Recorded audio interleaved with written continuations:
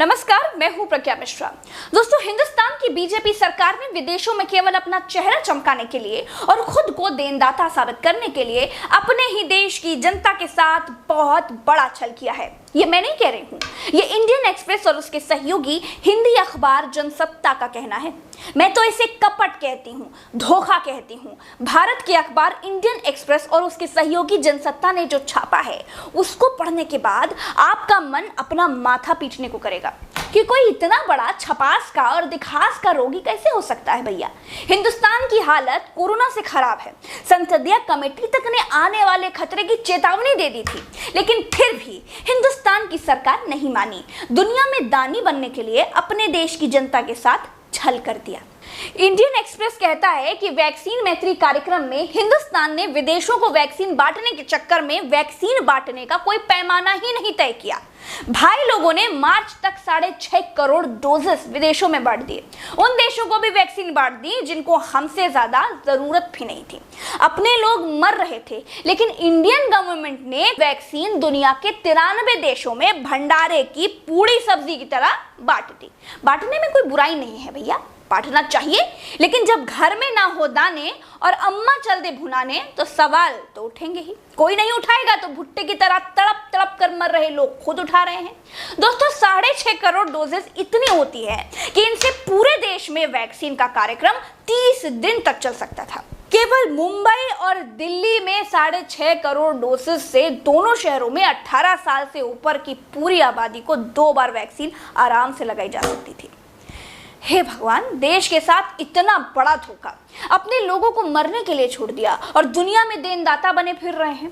और सुनिए, अखबार कहता है कि वैक्सीन पाने वाले 60% देश वो हैं जहां संक्रमित लोगों और मरने वालों की संख्या भारत से कम थी। आईपीएल कोविड के कारण रद्द हो गया है, लेकिन बहुत सारे दूसरे क्रिकेट मैच भी चल रहे हैं, जैसे जिम्बाब्वे बनाम पाकिस्तान टेस्ट और भी बहुत सारे खेल है। आप 1xBet पर अपने मनपसंद खेल में सही अंदाजा लगाकर ईमानदारी से पैसे कमा सकते हैं। पेटीएम, बैंक और दूसरे आसान तरीकों से जीती गई राशि निकाल भी सकते हैं। शुरुआत में खेलने के लिए प्रोमो कोड का इस्तेमाल करने पर पहले $100 आपको बिल्कुल फ्री मिल जाएंगे। कमेंट बॉक्स में प्रोमो कोड का लिंक है।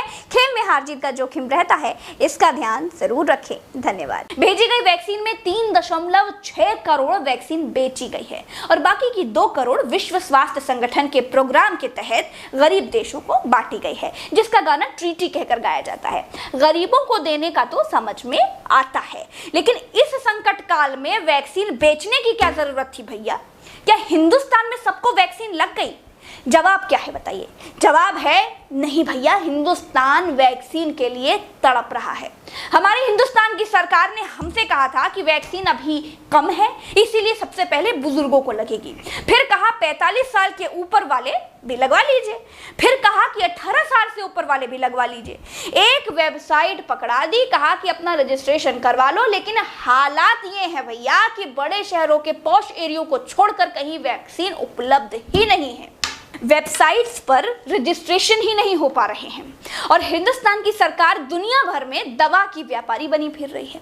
अपने देश में वैक्सीन पूरी नहीं कर पा रहे हैं और विदेशों में बांट रहे हैं। इतना सुनकर ही सदमा जैसा लग जाता है। कुछ लोग ट्रीटी का हवाला देते हैं, इसका जवाब भी इंडियन एक्सप्रेस ने दिया है।